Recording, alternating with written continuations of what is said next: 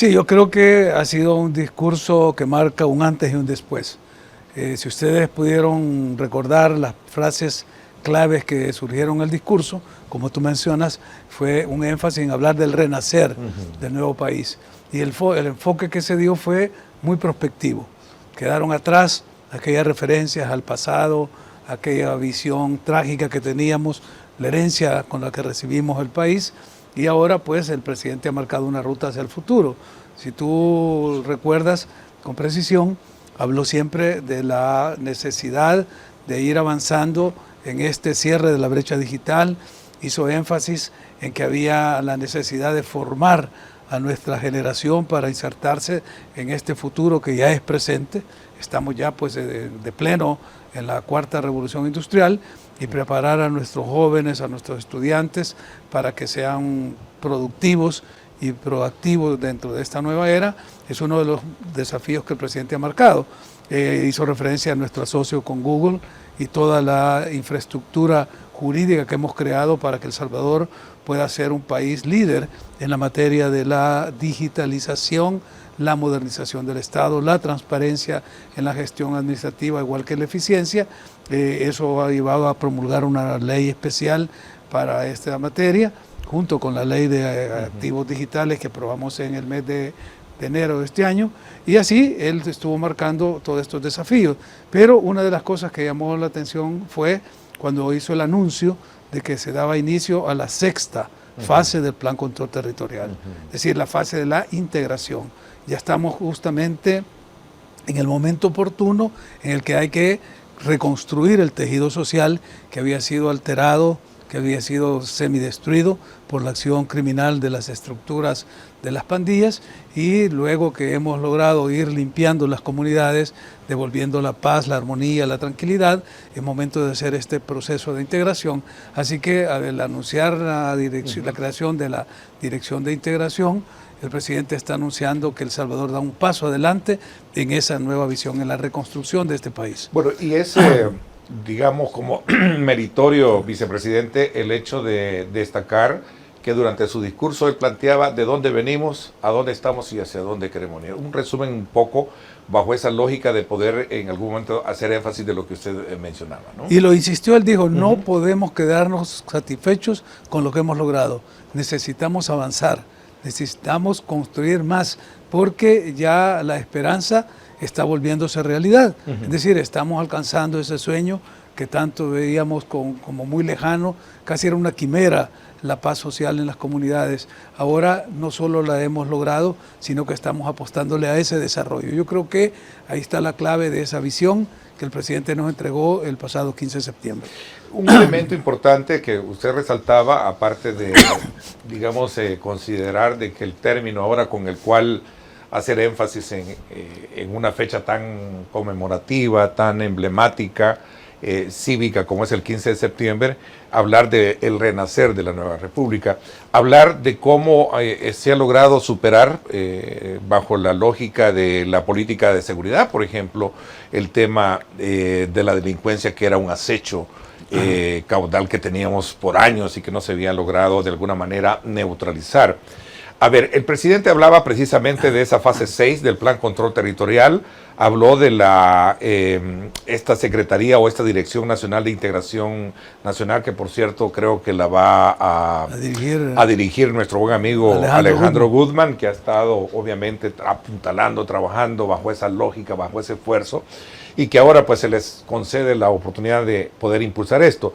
Es el hecho de saber de que entra también en juego un nuevo rol de una de las instituciones muy importantes que en el país se ha tenido, en el caso muy particular de ISAFOR, con los fondos que se obtienen de ese fondo que lo otorga el empresariado y también manejado en este caso por los trabajadores, ¿no? Yo creo que él ahí aprovechó para aclarar ciertas confusiones que se habían generado de manera maliciosa, diciendo pues que era una apropiación del gobierno, de los fondos de ISAFOR, que la institución desaparecía. Lo que hizo él es aclarar de que lo que va a haber ahora es una verdadera aplicación de los objetivos de una entidad como esa. Es decir, el adiestramiento, la capacitación, la formación profesional va a ir por un rumbo en el cual se van a ir marcando aquellos, digamos, derroteros que el país necesita. Es decir, se van a empezar a dar formación en áreas que la oferta académica no ha estado cumpliendo y que el mercado ha estado demandando. Entonces yo creo que la reorientación con el uso adecuado de estos recursos le va a dar, y lo dijo él con toda propiedad, un verdadero sentido al aporte del sector privado, porque estos fondos pues vienen con aportes importantísimos del sector privado en beneficio del desarrollo de nuestros procesos productivos, de los modelos económicos de desarrollo industrial, desarrollo agrícola, es decir, todas las áreas de los servicios donde El Salvador se está posicionando como un país líder, la prestación de servicios, sobre todo en las áreas tecnológicas, y eso creo que le cambia totalmente el sentido a la forma tradicional en que el ISAFOR había venido funcionando. Así que para nosotros fue una buena noticia y para la juventud salvadoreña también, porque es hacia ellos donde van dirigido toda esta oferta formativa y de capacitación. Yo creo que la buena noticia al anunciar el presidente la reorientación de esos recursos y la creación de estas nuevas entidades e instituciones que van a trabajar de la mano con las comunidades, le va a dar al país una plataforma sólida para impulsar el desarrollo en el corto y mediano plazo. Ese es uno de los grandes, expectativas, una de las grandes aristas que se da en el contexto. Hemos logrado, de alguna manera, resolver parte de los problemas que no permitían lo que usted acaba de mencionar, vicepresidente, el tema de el impulso del desarrollo, el impulso de una economía más factible, que por cierto se da en un contexto donde obviamente por un lado se reconocen que han habido los grandes aciertos, pero también en el debate se recogen que ahora viene el gran desafío de cómo elevar, cómo despegar la economía del país y generar las oportunidades que en este país se requieren. Justamente, yo creo que ahí es donde entra la sinergia de los grandes proyectos estratégicos, los cuales ya están en marcha, se están desarrollando.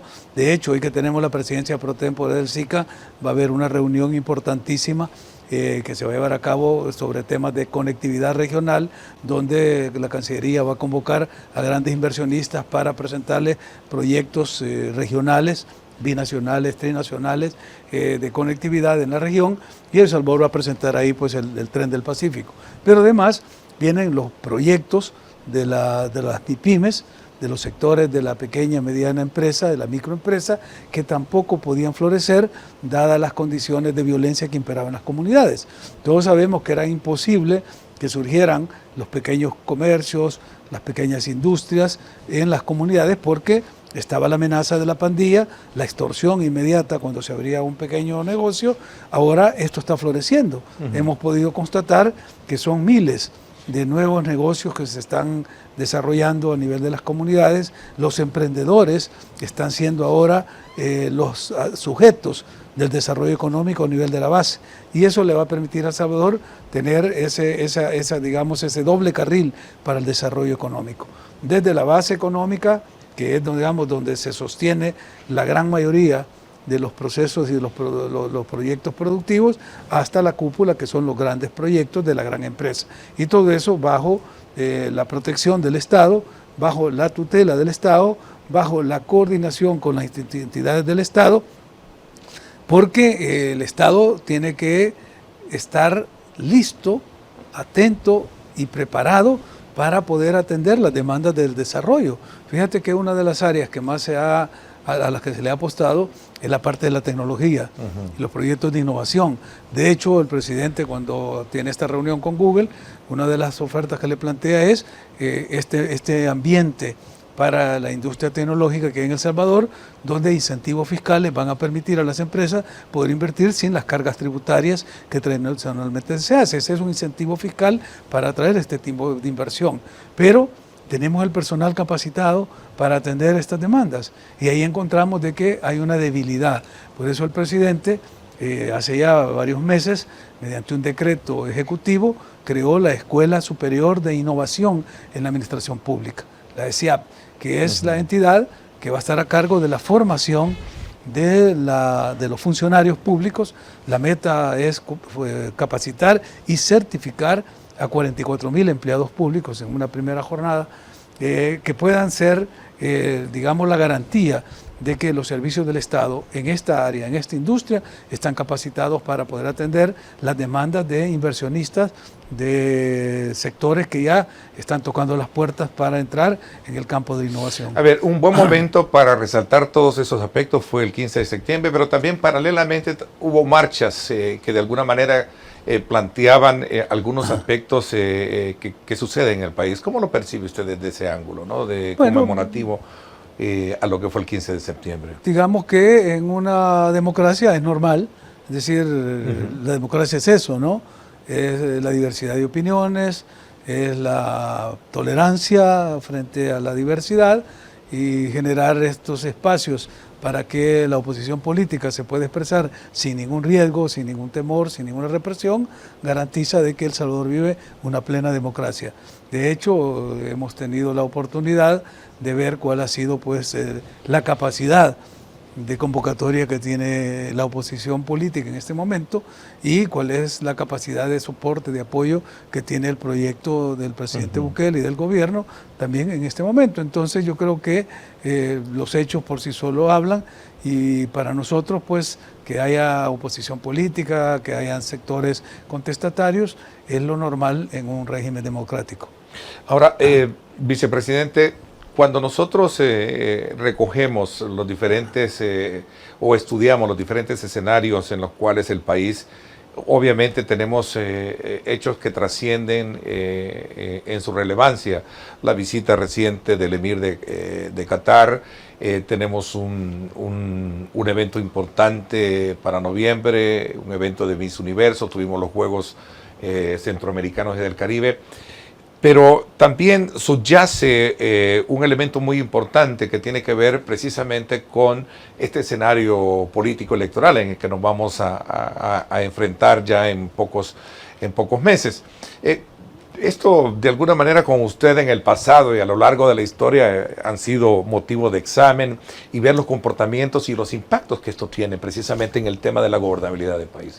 ¿Qué piensa al respecto? Mira, lo que pienso yo es que sí, El Salvador está en una plena transformación, se están dando cambios fundamentales que solo son posibles cuando se dan procesos revolucionarios, porque son cambios profundos y cambios radicales.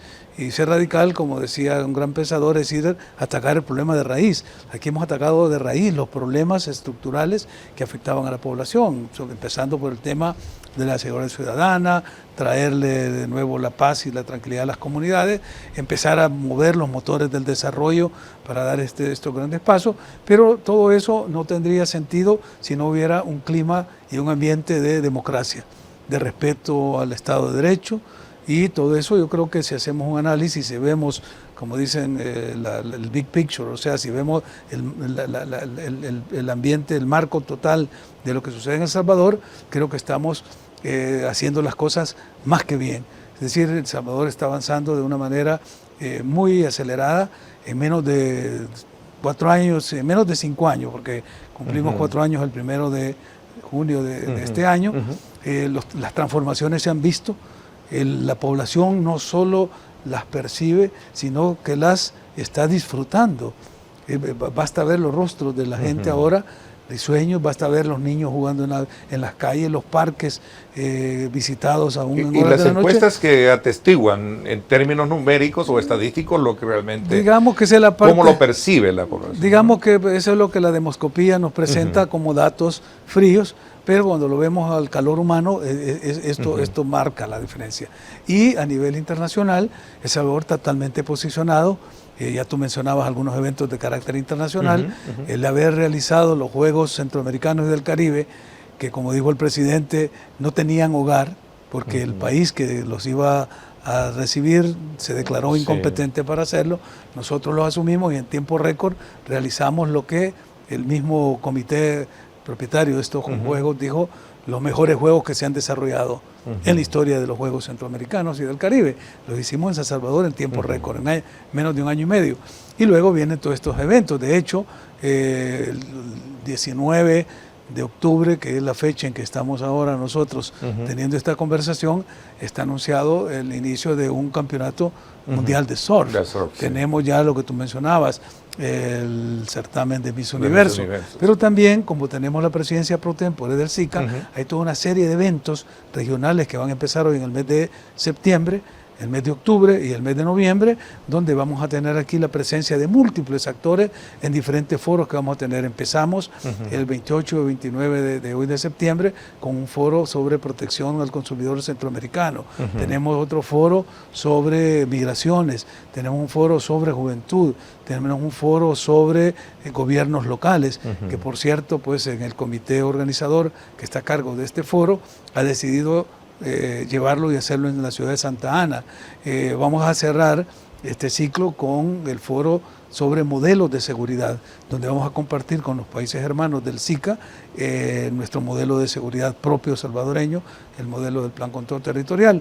Y en medio de estas actividades están las cumbres que se dan dentro de lo que es el protocolo de Tegucigalpa, a nivel de las reuniones de viceministros de Relaciones Exteriores, de ministros de Relaciones Exteriores, de vicepresidentes y la cumbre de jefes de Estado y de Gobierno. Entonces, El Salvador pues, va a estar durante estos meses, de aquí a noviembre, posicionado en una agenda internacional que va a permitir esta interlocución, primero entre nuestros 8 estados que somos parte del SICA, pero también con otras regiones, porque la proyección para que Centroamérica y República Dominicana se proyecten como un sujeto relevante en el mundo contemporáneo, nos obliga a tener diálogo con otras regiones. Por eso hemos abierto un diálogo con Europa, con el Mercosur, con el norte de América, con Asia. Bueno, para este día entonces también tengo entendido el presidente, a la hora de la grabación de nuestra entrevista, el presidente estaría en un foro de Naciones Unidas también, ¿no? Bueno, ese es otro de los anuncios que hay que esperar, porque este día en la tarde, creo entre 3 y 5 de la tarde, está hablando el presidente en Nueva York, dirigiéndose al mundo entero desde el foro de las Naciones Unidas, y esperamos pues que así como nos dio estas buenas noticias el 15 de septiembre aquí en San Salvador, pueda darle al mundo esa nueva visión, ese nuevo rostro de este nuevo país que estamos construyendo.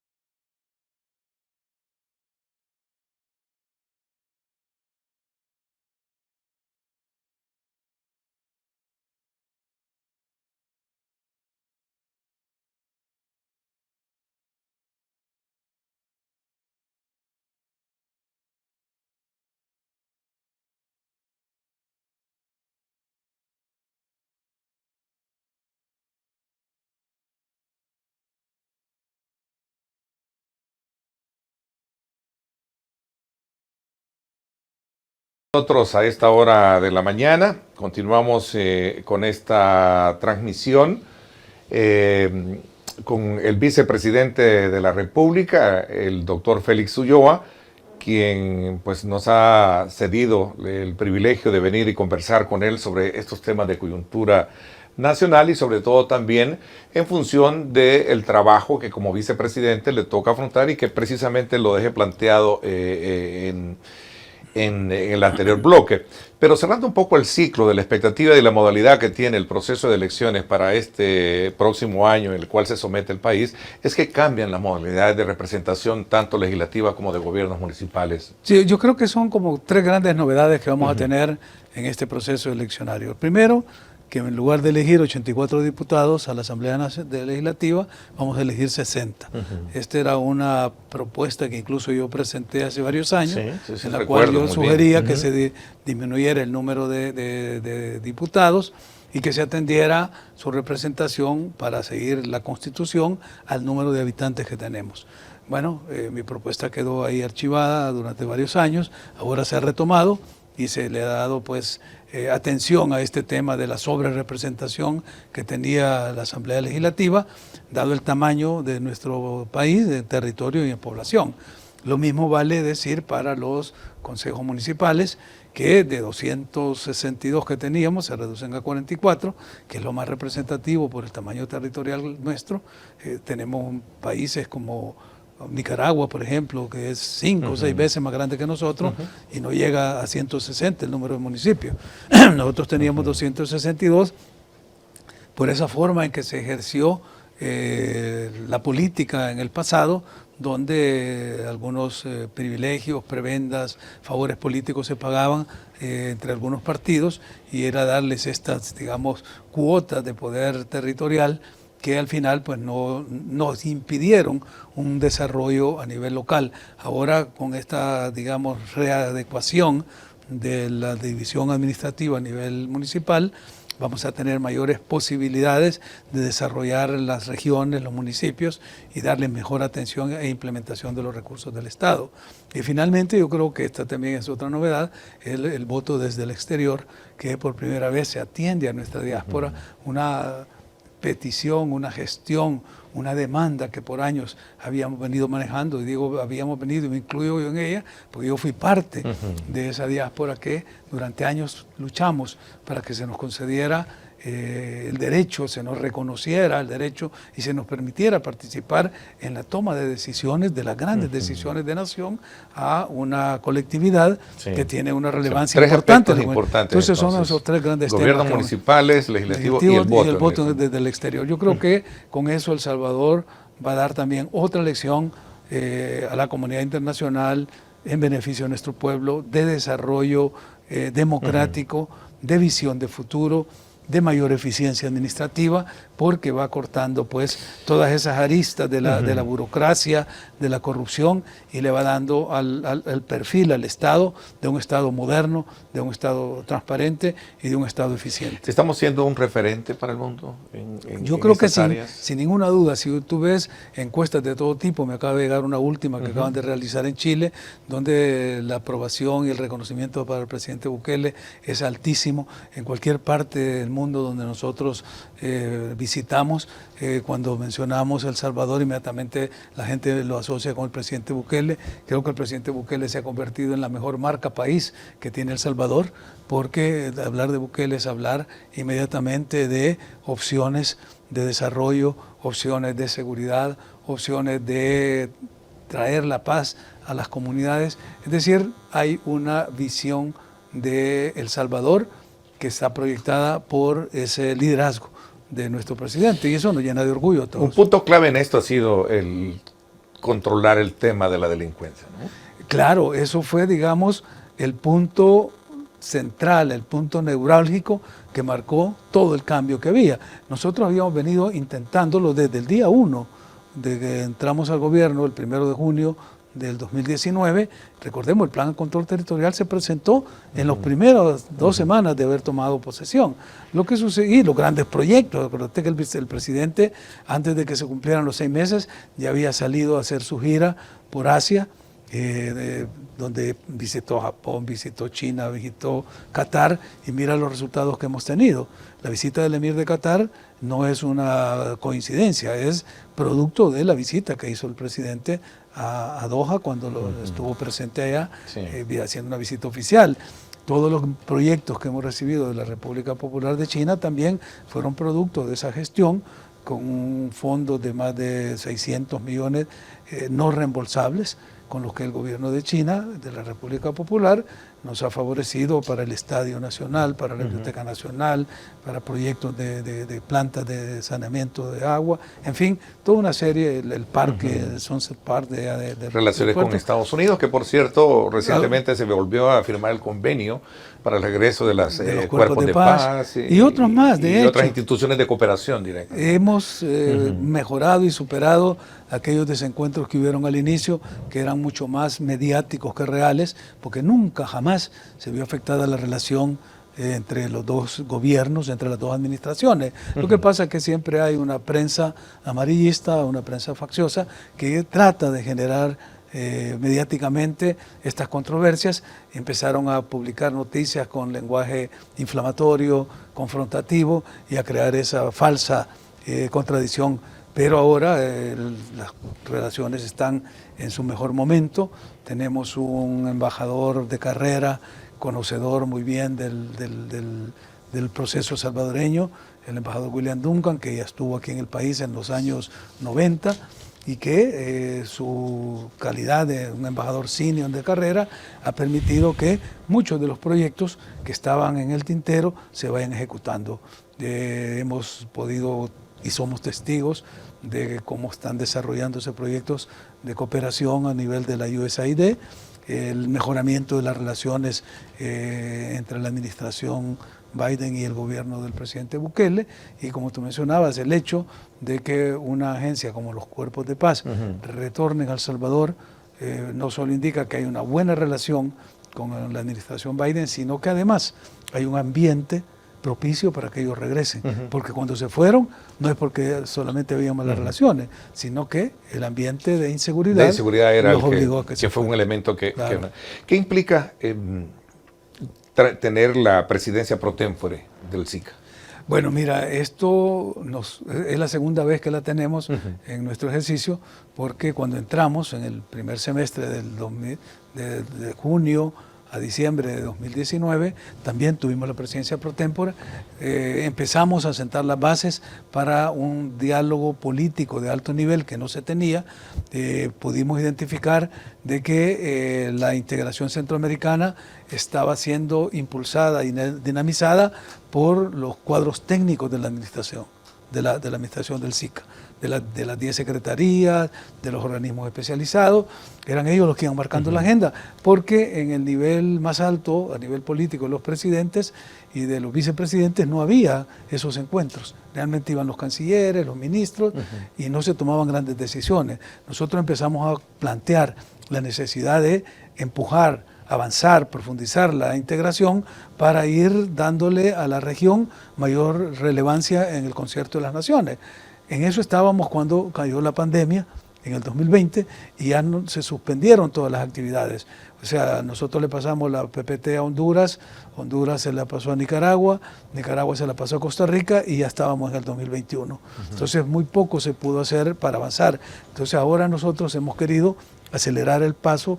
Hemos introducido en Santiago de los Caballeros, donde se dio la reunión en la que República Dominicana le hizo el traspaso a Belice, introducimos un primer documento para revisar el protocolo de Tegucigalpa.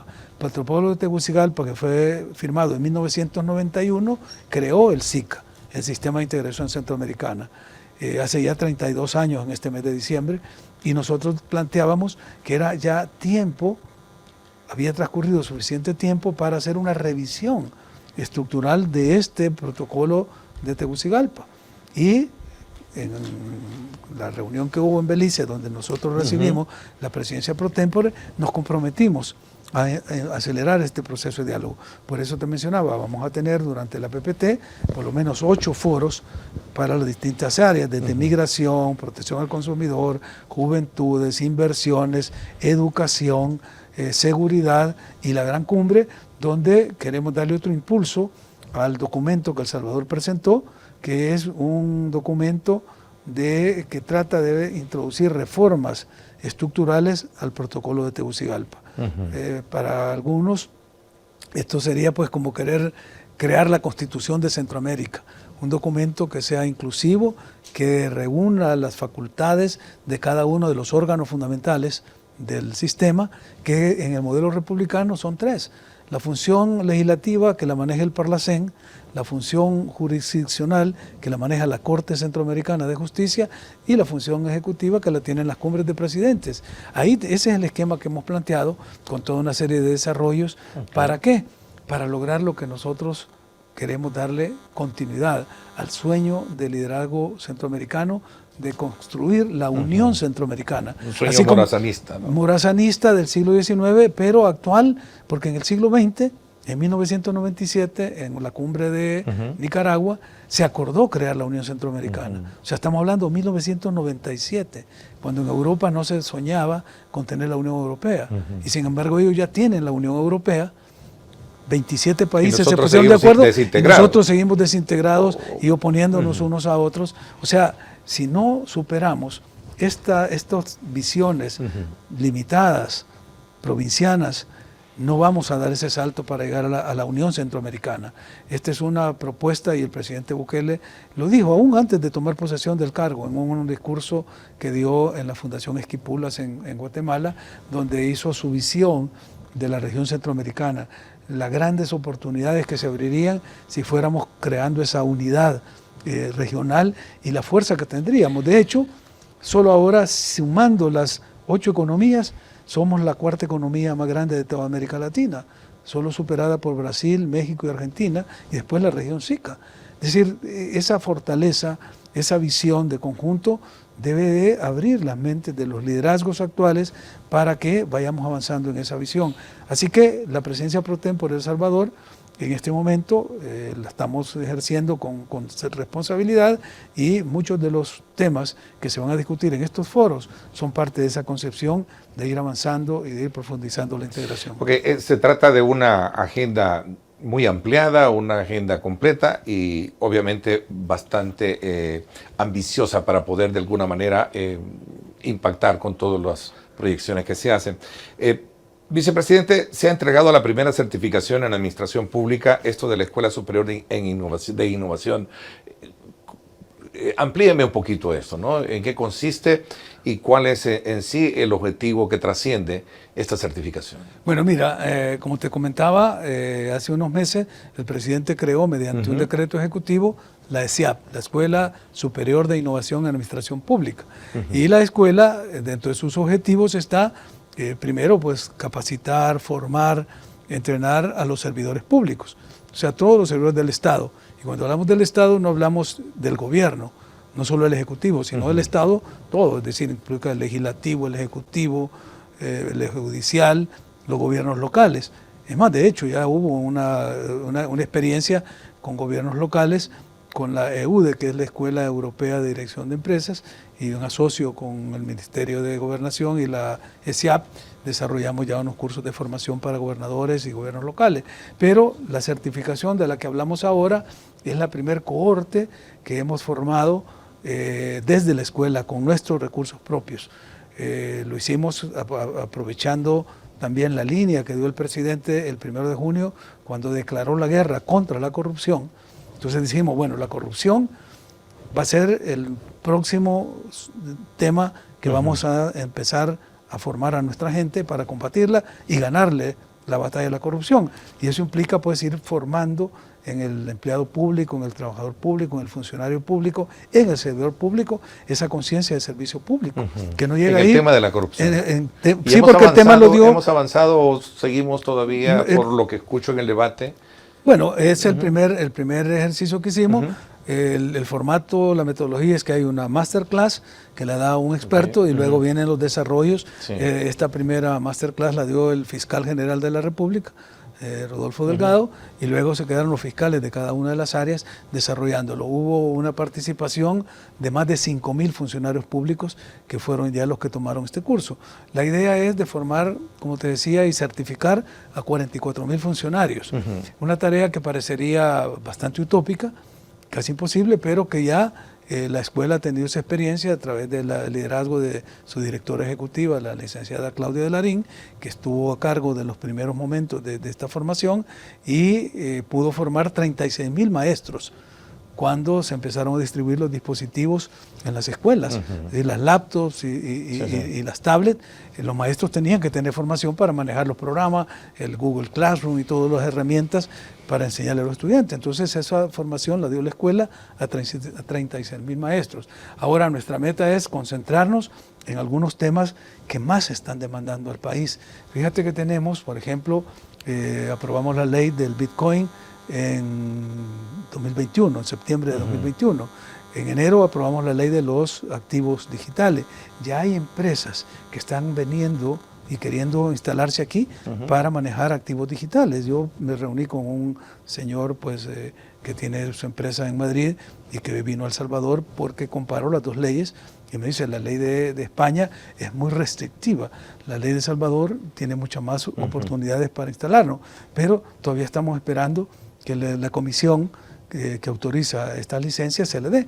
¿Por qué? Porque hay todavía algunas deficiencias en el manejo. Recuerda que no tenemos antecedentes, no hay experiencia previa. Entonces todo lo vamos formando. Aquí vamos, como dice el poema, vamos haciendo camino al andar. Nosotros vamos construyendo, vamos desarrollando, tenemos buenos aliados, buenos socios. Hablaba este fin de semana con Stacy Herbert y con Max Kaiser sobre la posibilidad de que nos ayuden ellos a traer bitcoiners y traer gente que nos apoye para ir creando el andamiaje legal que permita a El Salvador ser un hub en este tema. Porque el riesgo, y esto también vale la pena y hay que hacérselo ver tanto al fiscal como a la policía, que porque tenemos este liderazgo mundial de ser el país donde la economía digital está floreciendo, donde el Bitcoin es moneda de curso legal, donde hay una ley de activos digitales, están viniendo estafadores que también pueden empezar a hacer estafas desde El Salvador, y eso nos puede crear una mala imagen a nivel internacional si no actuamos inmediatamente. ¿Qué es lo que hace falta? Crear toda la infraestructura legal para combatir ese tipo de ciberdelitos que se dan en todas partes del mundo, pero que ahora en El Salvador, por tener esa imagen internacional de ser un país líder, se puede distorsionar si no empezamos a cerrar esos huecos donde estafadores de todo tipo se pueden instalar. Y de hecho han habido ya algunas denuncias que sin ninguna duda el país tiene que actuar de manera enérgica para poder combatir cualquier tipo de, malas prácticas. La idea es que podamos darle, y eso es una tarea que en la escuela también queremos formar, porque ¿cuánta gente ha tenido aquí la posibilidad de formarse para explicar lo que es el blockchain? Es decir, nunca nos lo enseñaron en las universidades que era el blockchain. ¿Cómo podemos actuar en temas de un cierto tipo de delitos que se cometen en el ciberespacio? Es decir, hay mucho trabajo por delante. Yo creo que esa es la parte en la que la escuela también vamos a hacer énfasis para empezar a capacitar a nuestros funcionarios y que sean más proactivos, más ágiles. Ya tenemos la ley de teletrabajo. Ese fue un paso adelante que nos posicionó para demostrar que El Salvador sí está listo para entrar en la era digital. A ver, ya para finalizar esta primera parte del programa y esta producción que nos ha permitido desarrollar, sé que el énfasis del trabajo que se ha venido haciendo desde la magistratura que usted tiene como vicepresidente es precisamente trabajar por el plan, trabajar junto con países del Triángulo Norte con el tema del plan Trifinio, ¿no? ¿Qué proyectos se tiene? Ahorita tenemos una gran cantidad de proyectos en la zona del plan Trifinio. Recuérdate que el Trifinio, por ser una zona común de las tres fronteras, Guatemala, Honduras, El Salvador, se maneja desde el marco de un tratado internacional que ya va a tener casi 3 décadas, donde los vicepresidentes de los 3 países estamos a cargo de la gestión de este proyecto internacional. En el caso salvadoreño, lo que hemos hecho nosotros es ir avanzando. A la vez que vamos con la dinámica transfronteriza, llevamos nuestra propia dinámica nacional.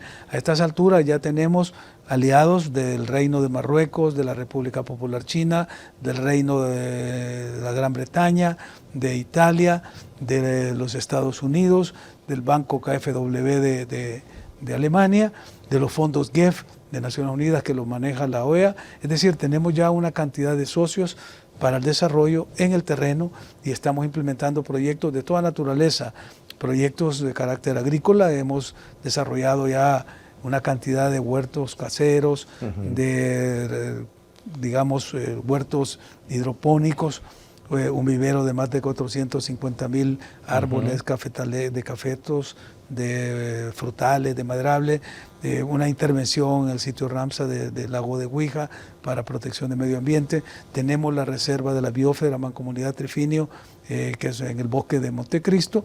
Es decir, cuando vamos viendo toda la posibilidad, vamos encontrando todo el potencial de desarrollo sostenible, amigable con la naturaleza.